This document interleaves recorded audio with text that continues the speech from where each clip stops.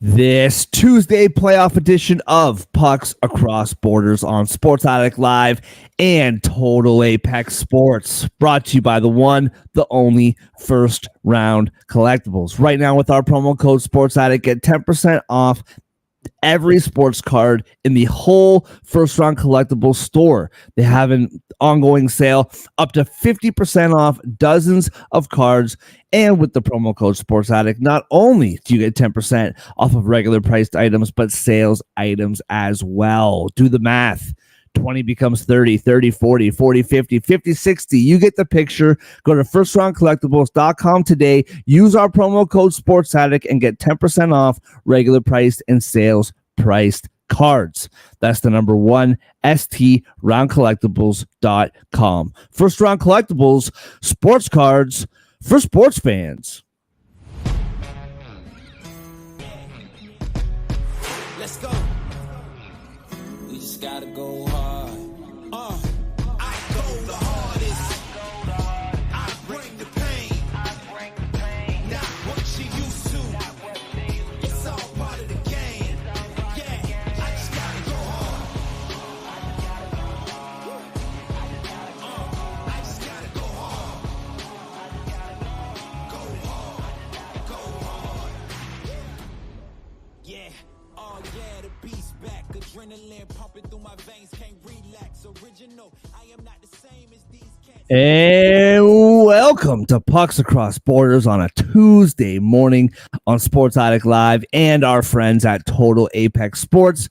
Brought to you by First Round Collectibles. Wild and weird game last night. We'll talk about it. 2 games starting tonight, plus a series getting started. 1 game 2, 1 game 1. We will get into all of it. But first, as always, I am Mark Sauter. Good to be here on this beautiful Tuesday morning. And with me at the bottom of your screen, you read his work about the NFL on Gridiron Heroics. John, how we feeling on a Tuesday, man? Looking forward to getting a little redemption today, because I think yesterday was maybe one of the most inaccurate game predictions maybe we as a group have had in the playoffs so far.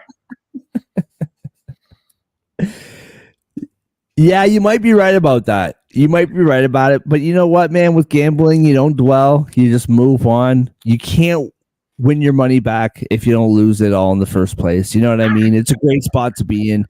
I feel very positive about our financial futures as far as Tuesday night goes. And right beside me, snuggled up at the top of the screen, you read his work about the NFL on Gridiron Heroics. You read his gambling picks on winners and whiners. You read his NHL analyses and other sports on TotalApexSports.com. And you see him all over Total Apex Sports, talking football, basketball, baseball, talks about it all. Curling show in the works, I hear.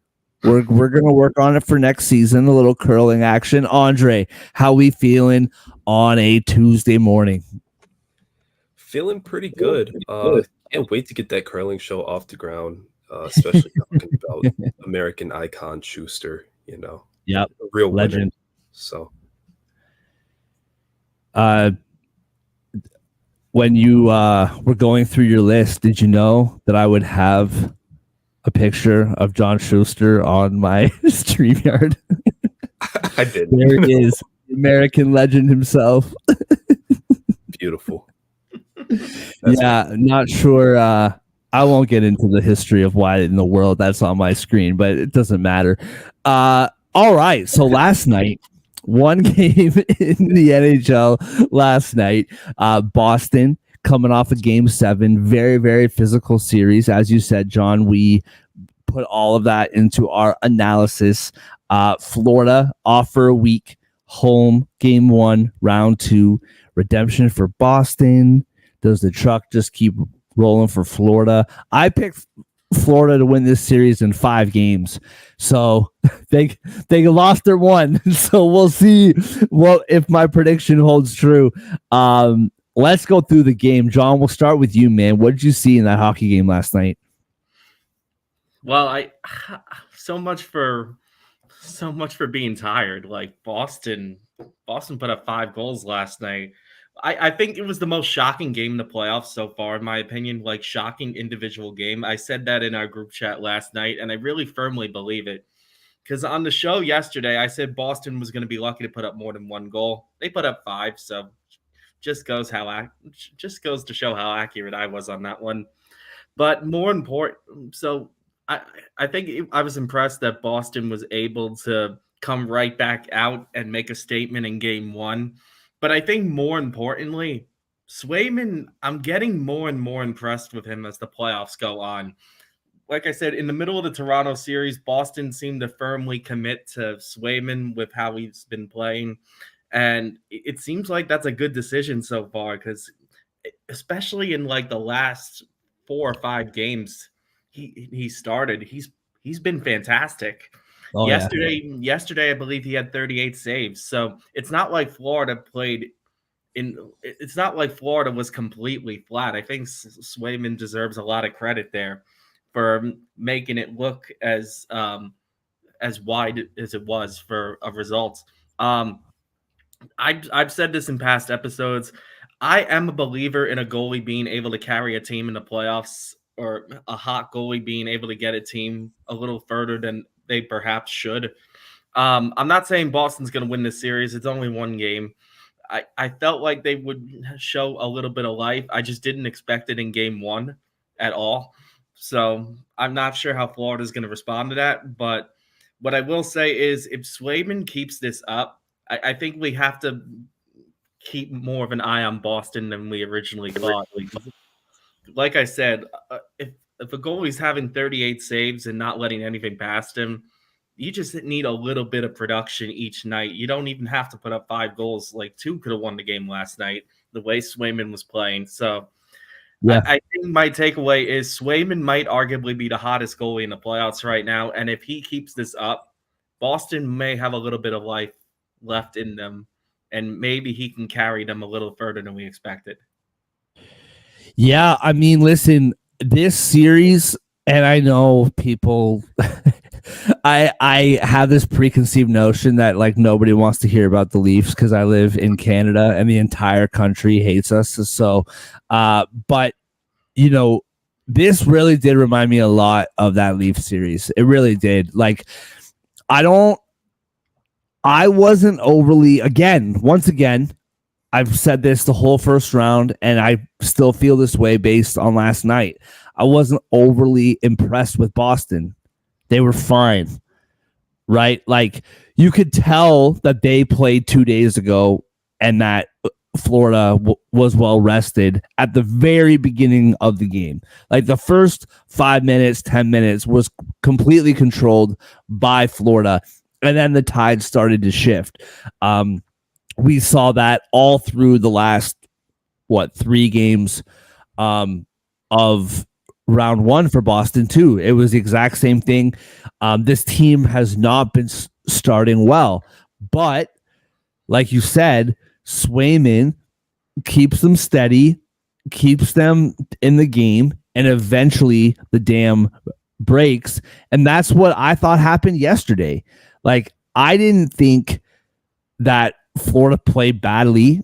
There were some defensive breakdowns here and there, and Boston capitalized. And that's what we saw throughout the whole first round, right? Like, Swayman keeps them in the game, and if they just wait for their chance to break through, I think it was it Lowry scored the first goal, I believe, for that game last night. That shot was just unbelievable. Like, that snuck right under the crossbar. And so, like, that goal I don't necessarily put on Bob. But once that kind of dam started to leak, Bob just couldn't make a save. And so it breaks my brain, like, thinking about this team now. Like, when I watch the games themselves, just as a game, this does not look like a team that can make a serious run. It just doesn't.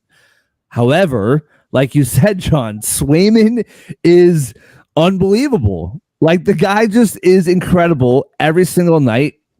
like you said, from games, well, the only game of the playoffs where he allowed more than 2 goals was game 2 of the first round.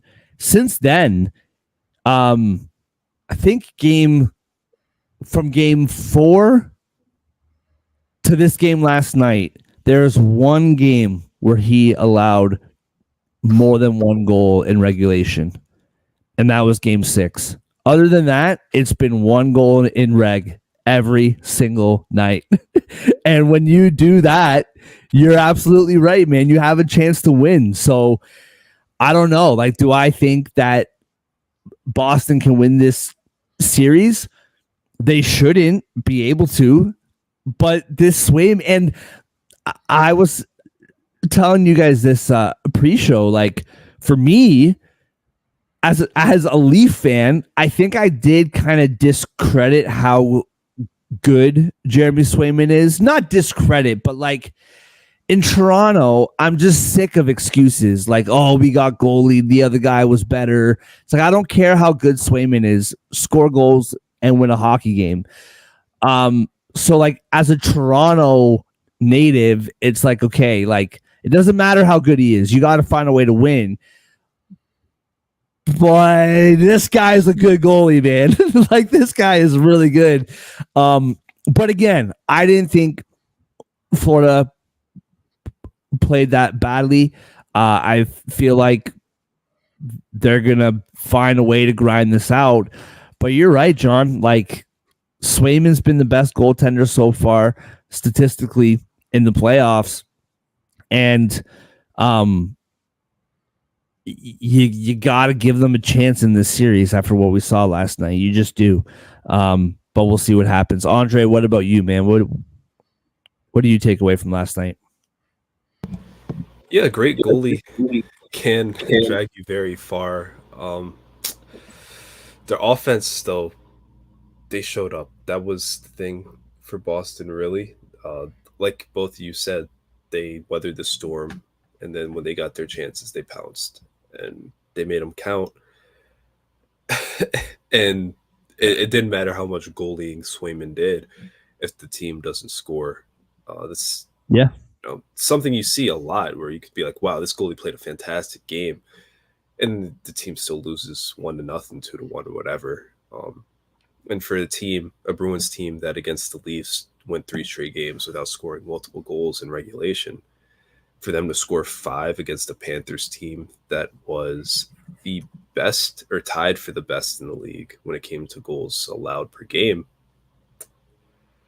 it's pretty impressive. That's what you got to do come playoff time. You got to find a way, will a way, survive the pushes by the other team, and then make the most of the opportunities you do get. So it's now 8 games we've seen this Bruins team play. It's now 8 games where we've thought, for the most part, they got outplayed or were even, but they're opportunists. And, that's what the playoffs is all about, making the most of those moments, making the moments yours. So the Bruins so far, they've checked that box 5 times, enough times to win one series and get ahead. Steal the road game already in the second one against the team that a lot of people think is going to be back in the cup. So Yeah, no, absolutely. And like you said, man, if Swayman keeps them in the game long enough, then they'll wait for your mistakes. And that's exactly what happened the other night. All right, let's move on. We got 2 games in the NHL tonight, 1 game 2 and 1 game 1. Let's start with the game 2. I'm just my computer is being a computer today. All right, here we go.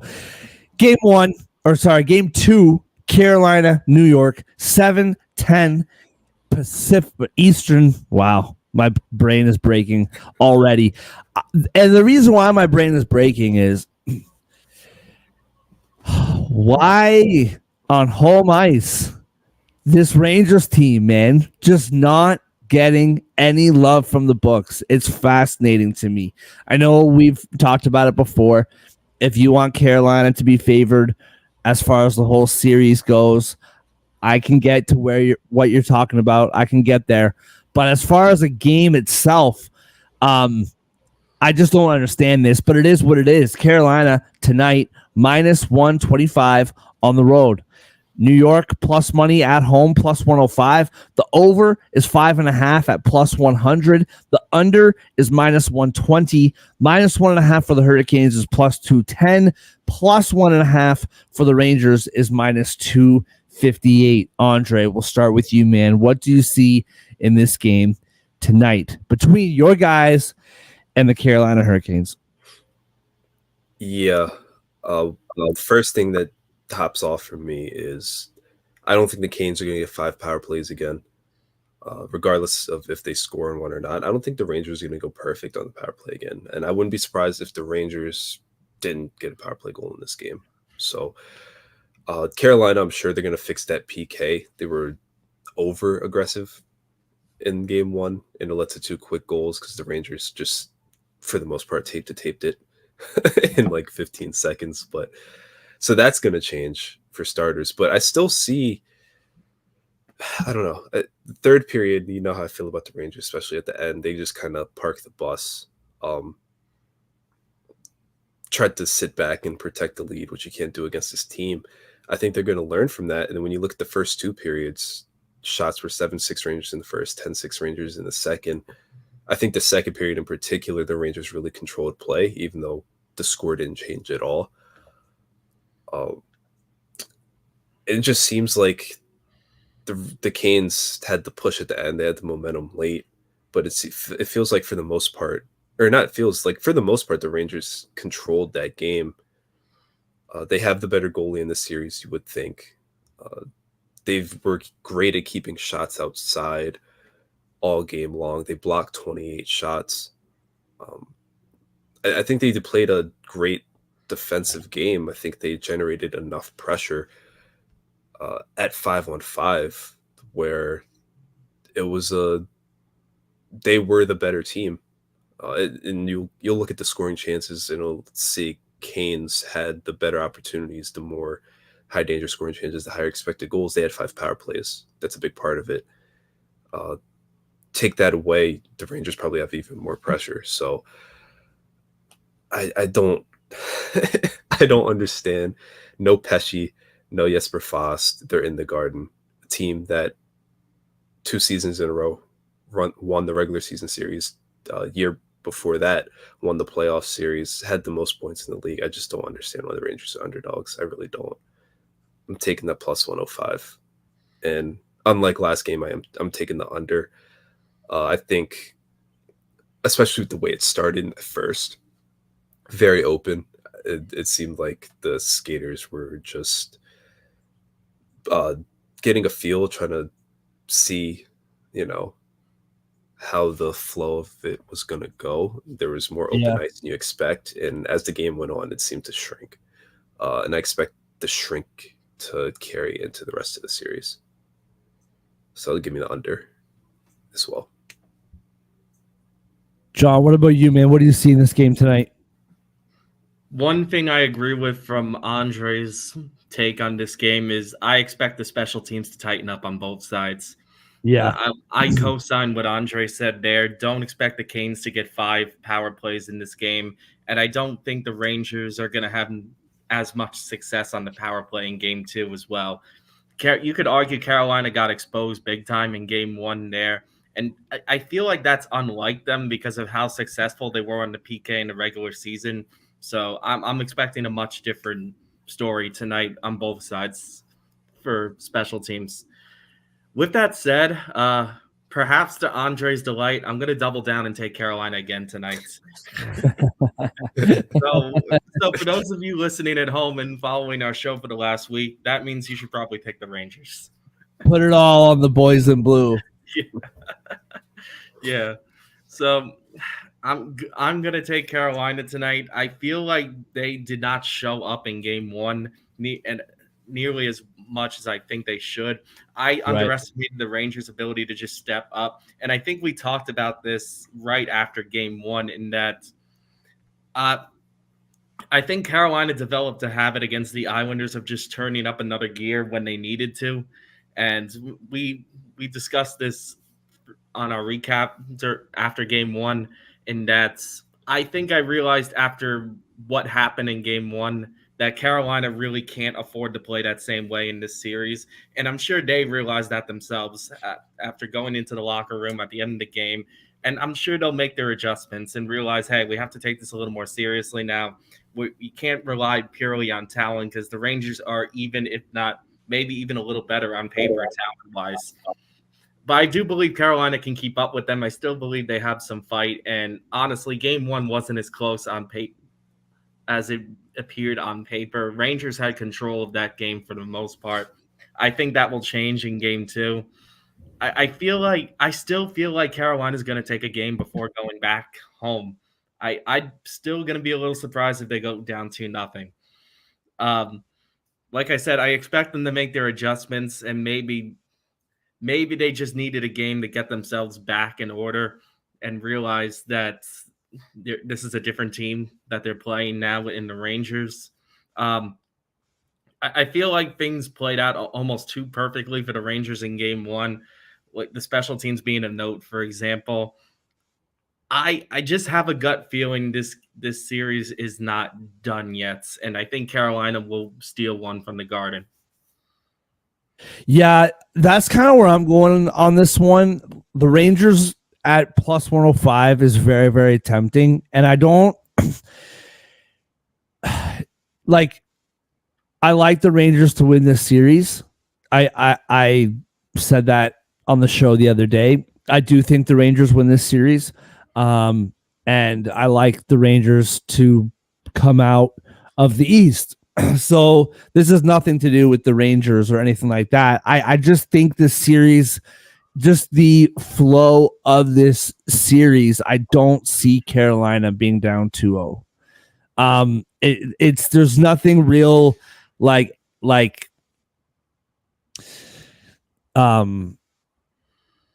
analytical or no crazy stat or thought process behind it. I just think that Carolina is going to get one. Rangers got one in game one, and I think Carolina gets one in game two. I also think that, we watched that game on Sunday. Carolina, even though they won their series 4-1, that was a much more competitive series against the Islanders than the Rangers series was against the Capitals. And you almost thought that the Rangers would be the ones who would have a hard time getting up to speed just because they kind of walk through a series against Washington, right? But it was the other way around. And so I do think that if Carolina is going to win this game, they have to start on time. They cannot ease their way into this game. Like, the Rangers scored that first goal in a hurry. Also, if I'm not mistaken, Andre, you can correct me if I'm wrong here. The Rangers had 2 power plays. They scored on both of them. They were on the ice with a power play for a total of 23 seconds. 23 seconds. And they were 2 for 2 on the power play. So that clearly cannot happen again if you're the Hurricanes. Like, not only did the Rangers go 2 for 2, but they got 2 goals in 23 seconds of power play time. So that has to change. Like, I just think that the changes for Carolina are so obvious, and they're not like bad bounces, or they didn't happen over the course of the whole game. They happened very early. And so for me, if Carolina can just start on time, don't take penalties, number one. And if you do, you got to kill them. I know that's very obvious. But to me, I'm taking Carolina, and this isn't like a super professional hockey take. I just don't think this is the type of series where a team is going to have a 2-game lead. Like, I think we're going like every other game all the way to game 7, like I just, that's just how I feel about this series. It's nothing about the Rangers. I still don't think that they should be dogs. Like, I think the Rangers should be favored in this game. However, I do think that Carolina finds a way to get the job done. On the goal scoring front, Panarin, he scored the other night, did he not? In game 1 or no? Well, Yeah. He scored the 4th goal. My bad. yeah, he did, right? Okay. So he's plus 135 to score again tonight. This guy has come to play in these playoffs. I really, really like what we're seeing from Panarin. I expect him to get a goal tonight. He's plus 135. I bit of a long shot, but with the way that Zibanejad's been playing, he's plus 220. That's worth a sprinkle of some kind. Scores 2 goals the other night. He's plus 220. The other guy who you're consistently getting very good odds on, and this guy put up 30 plus goals this past season, if I'm not mistaken, scored a goal, I believe, in the last game. Seth Jarvis, plus 210. This guy is a terrific hockey player. And Leaf fans, I know that you're dying to know that Carolina picked Seth Jarvis with the draft pick that the Toronto Maple Leafs gave them. So I'm sure you love to know that. Terrific player, scores big goals in big moments. I like Seth Jarvis to score at plus 210, and I like Panarin to score at plus 135, but I'll take Carolina minus 125. I just think that's just the way that this series is going to go. All right, moving on to Colorado in Dallas, game 1. Let's do a quick preview. If we'll give a preview of what we think about the round, and then right after, if you boys want to tell us what you see in this game tonight. Round 2, Dallas is minus 120 to win the round. Colorado is plus 100 to win the round. As far as the game itself, Dallas is minus 122 at home. Colorado is plus 102 on the road. The over is 6 at minus 130. Minus 130 over 6. That's that Colorado vibe right there. The under is plus 110. Plus 1.5 is minus 238. Minus 1.5 for the Stars is plus 195. John, we'll start with you, man. What do you see in this series, and what do you see in the game tonight? So before we went on the air, I was telling you guys, I think I had a change of heart about how I feel tonight, about tonight's game, but not about the overall series. I'm still sticking with what I thought beforehand, because I think a lot of the series prediction was coming down to who won between Dallas and Vegas. But I shouldn't say that. I guess I should say like how it played out if one team really stood out. But it ended up being a very tight series, so it didn't really deter me from who I felt like could go far. And I have to say, out of any team in the first round that won their series, I would argue Colorado looked more impressive than any other team of the 8 that advanced. I felt like they flat out dominated Winnipeg, which was very surprising, because I feel like Winnipeg is a very talented team that went down in 5 games. But I swear Colorado was like skating laps around them by the end of the series. And it made me feel like this is the 2022 vibes coming back for the Avalanche. So I think they were the team I was starting to get scared to face if I was a fan of any other team like competing in the playoffs. they look intimidating right now. Their offense is scary good. I mean, I said in our first round coverage of that series that Colorado was putting up like 5 goals a game like it was nothing against a team that was top 3 in goaltending in a regular season. So I think that particularly scares me about the Avalanche.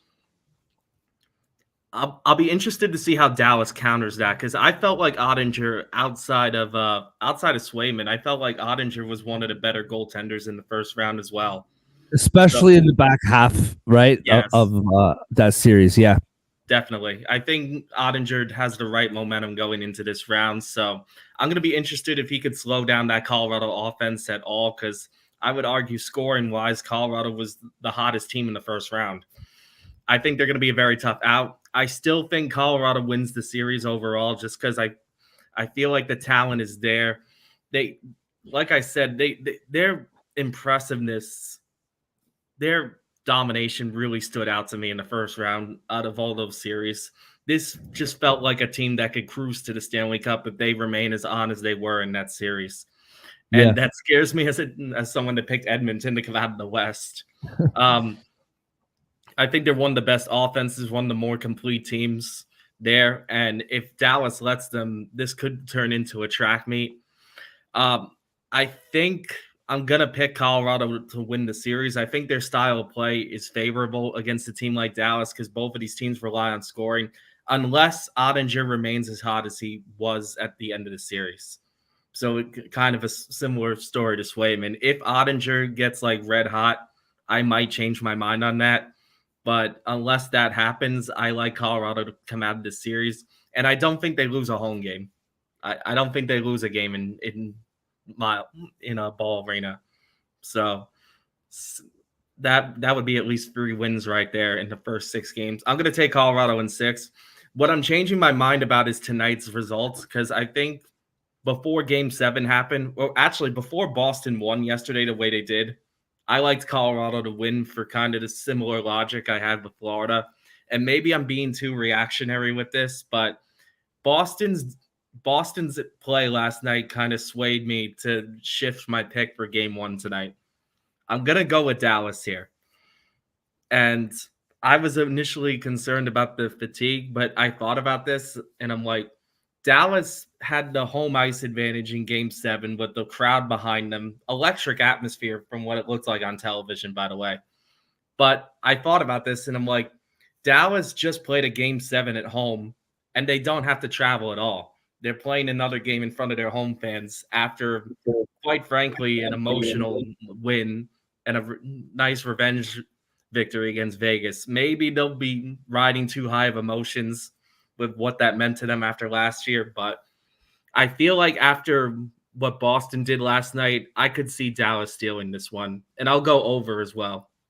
I think this will be a higher scoring game than we might expect.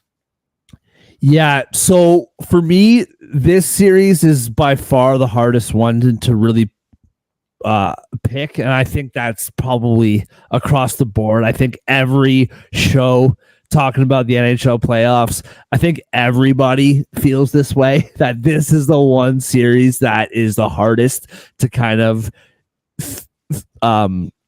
feel out. To me, so I hear what you're saying, John, and I don't disagree. I think the only thing that I would say is Winnipeg, they're not built. Shout out, by the way, to Rick Bowness retiring after 39 years behind a bench in the NHL. Both him and his wife have had health complications over the last couple years. In this past season and last year, he missed solid chunk of games to deal with his own health and with his wife's health. And after 39 years behind a bench in the NHL, he has decided to retire. So shout out to Rick Bowness, coach of the Winnipeg Jets, on an excellent career and retiring to take care of himself and his wife. So nothing but love and respect for that. And from what you hear around the NHL, everybody loves this guy and has nothing but good things to say about him. So shout out to Winnipeg coach Rick Bowness on a great career. All that being said, Winnipeg's not built to win against Colorado. Like, Winnipeg is built to win 2-1, 3-2. Like, that's how Winnipeg is built to win. Dallas is built to win any way you want, right? That was the problem with Winnipeg, is they couldn't slow Colorado down, and the Jets can't beat the Avalanche playing Colorado's style. They just can't, and we knew it, right? We said that from the start. Dallas can. Like, Dallas can win a game 2-1. Dallas can win a game 5-4. Dallas, we talked about it, Andre, the whole regular season. Like, one of the best financial decisions you could have made in the entire regular season was Dallas overs. Like, Dallas is built to win a game any way they have to, and the Jets aren't. And that's why I do think Dallas finds a way to win this series. Dallas has been a really good team for a long time, and they've always been kind of like hovering around, right? They got to the conference finals last year. I just feel like it's their time now. I think that they're deeper than Colorado. I think that they have the goaltending edge. I mean, that's what we said about the Jets too. I totally get that. But if Ottinger plays like he can, there's no doubt who the better goaltender is. I think that Dallas's defense has been built for this series. Did you know Chris Tanev, all right, in the first round against Vegas, both teams scored the exact same amount of goals. There were some high-scoring games. There were some low-scoring games. No Vegas goal was scored with Chris Tanev on the ice. Not one. And he was brought in like to do that, right? So to me, I just think as good as Colorado was, the Jets were not built to win games 5-4, but Dallas is. And I do think that it is Dallas's time, and I do think that they find a way to win this series. I'm picking Dallas in 7 games because I agree with you, John. I don't know if Colorado will win all 3 games in Denver, but they'll win at least 2 of the 3. And so I'm taking Dallas in 7 games to win this series. As far as the game tonight, I mean, the odds are like minus 122 and plus 102, but this could be, I mean, like minus 110 on both sides, right? Who knows? This is a pick 'em to me. I'm going to pick Dallas too, minus 122 at home. They just played.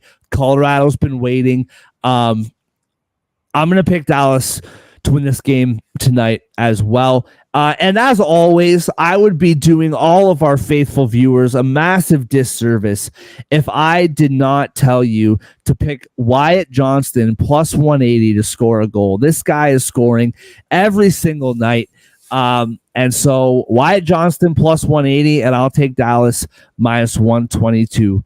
Andre, what are your thoughts on the series, and what are your thoughts on this game tonight? Well, I picked the Avs to win the West, so I think we know my thoughts on the series. But fair enough. Just looking at these teams, or I guess looking at their regular season matchups this year, one thing that stands out is Colorado's offense, to the surprise of absolutely no one. Went to Dallas, scored 6 goals. Went to Dallas, scored 5 goals. At home, scored 5 goals. At home, scored 4 goals in April. Ottinger started 3 of those games. The Avs won 3 of those games. Getting stops was an issue for the Stars against this offense, which it happens to everybody. It's nothing to be ashamed about. But I don't know Vegas is one thing. They closed that series strong. Dallas is a very good team in every way. Their offense is capable of keeping up. Ottinger is a better goalie, but will their offense keep up is the question. They survived, they advanced, but they didn't have the strongest series against Vegas. There were some duds in there, especially at home. They got shut out in Game 6 on the road. Going to Denver, it's going to be a lot tougher, and they're not scoring at home. So I'm kind of concerned about that offense. I feel like Ottinger is in a groove. I also feel like Colorado's good enough where they can laugh at any goalie at their best and score 4 times on them anyway. So as far as a 7-game series, I like the Avs. They're going to have enough offensive explosions, especially at home. I'm kind of with John here, where they probably win all 3 home games, I would feel like. Maybe the Stars still won, but I have a strong feeling the Stars are going to lose at home once or twice, like they did the last series. So I'm going to roll with the Avs to advance again. I really like the Stars team. I know I gassed them up a lot this year, especially the latter stages of the season, but this offense, to slow down this offense, you're going to need something special. I don't think Dallas has it defensively or in net. Bless you, John. So maybe 6, maybe 7. I expect a really good series. I expect a long series, but I expect Colorado to be in the Western Conference Finals again, which is why it's going to be weird, because I agree with you guys for this game. I feel like the Stars are going to get off on the right foot and take this one. I do think they have the momentum. They held Vegas to 2 goals 4 straight times, and then 1 goal in Game 7. It's pretty good playing. And Vegas, they're no slouches when they're at full strength. I know a lot of those guys, or some of those guys, are on long-term IR, so maybe they weren't full strength, but that's another conversation. The Stars finished the series strong. They're at home again. Colorado did have a little bit extra break, and if you're Dallas, I feel like you can't fall. If you're in that locker room, you're thinking, we can't fall behind 0-2 again. I know teams, like when they come back from down 3-1, when they make those type of comebacks, they're like, okay, like we survived this time. Let's not make that a habit. So I feel like the Stars get off on the right foot. It's going to be a high-scoring game. I'm definitely taking the over, but I'm going to lean with the Stars for round 1. Yeah, I'm right there with you, with both of you guys. I guess I'm not surprised. I'm a little surprised that I'm the only one taking Dallas to win this series. I guess like what just kind of keeps coming back to me is that like the Jets had to win 2-1, and that wasn't going to happen against Colorado. And we all know Dallas, they love going over. So we'll see what happens down the stretch. It's going to be a really fun series to watch. Vegas, Dallas was my favorite personal series to watch, and I think this is going to be the same thing. I think it's just going to be an absolute beauty of a series. All right, let's wrap up the show.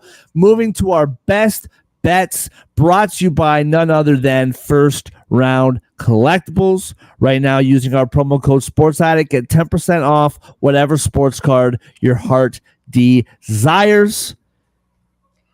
They have an ongoing sale up to 50% off dozens and dozens and dozens of cards. And with our promo code SportsAddict, not only do you get 10% off of regular priced items, but sales items as well. Go to firstroundcollectibles.com today and find your heroes. That's the number 1, STRoundcollectibles.com. First Round Collectibles, sports cards for sports fans. John, start with you, man. What is your best bet in the NHL tonight? That is a Carolina smirk if I ever saw one. I think Andre wants me to pick Carolina again. But I got to be honest with you guys. I don't really have a single pick I'm very confident in today. Like I think everything I think everything I predicted in these 2 games before, I'm a bit more shaky on than usual.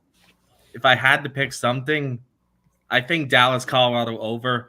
I know Ottinger was playing pretty well going into this. Maybe there's a chance Colorado's rusty, but if you get it at 6, I just feel like at the very least you're probably not going to lose. Like you could at least get a draw out of that. I don't know. These two offenses are very dominant. And like I said, Colorado was scoring 5 goals a game like it was nothing against Winnipeg of all teams. My fear is they may be a bit rusty. So it could be, and Dallas was playing lower scoring games by the end of the first round. But I don't know. I just have a feeling a spark's going to get lit between these two teams tonight. And I think expecting at least 6 goals between the two of them is reasonable. What about you, Andre? What do you see tonight as your best bet? I got a couple props on my mind now that John took that over. One, Mika Zibanejad, 11-game point streak dating back to the regular season. He has an assist in all 11 of those games. He's minus 110 to get an assist in this one. But one I think I like more, and it's going to be my best bet, Igor Shesterkin under 28.5 saves. I mean, obviously, goals don't count as saves, so you can take those out of the equation. He gives up, 1, 2, 3, whatever. But Carolina, first period, only 6 shots. Second period, only 6 shots. Midway through that third period, actually more like 5 minutes left in that third period, they were on pace to have their lowest shot total of the season. I don't think that's a mistake with the way that game was played by the Rangers defense. They finished with 25, which still isn't enough for 28 or 29 saves for Shesterkin anyway. Might get a few more shots in this one, but I have a hard time seeing them getting more than 30 shots, let alone if they get 30 shots, that's assuming Igor only lets in like 1 for a loss. So that's a very good offense. If they get that many, they're probably going to get 2 at least. So Igor Shesterkin under 28.5 saves for me. Absolutely love it. That one kind of threw me off a little bit. You're digging deep into the prop market. I love it. You're a man after my own heart. All right. Before I get into my best bet, I just found a couple pre-made same game parlays on DraftKings for this Dallas Colorado game. The first one I really, really like is Colorado plus 1.5 on the puck line. Nathan McKinnon anytime goal scorer and over 6 is plus 236. I really like that bet.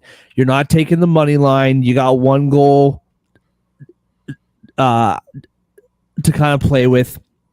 Plus, Nathan McKinnon to score a goal. If the total is over 6, there's a good chance that he's putting one in the back of the net. On the Dallas side, Dallas money line. Where was it here?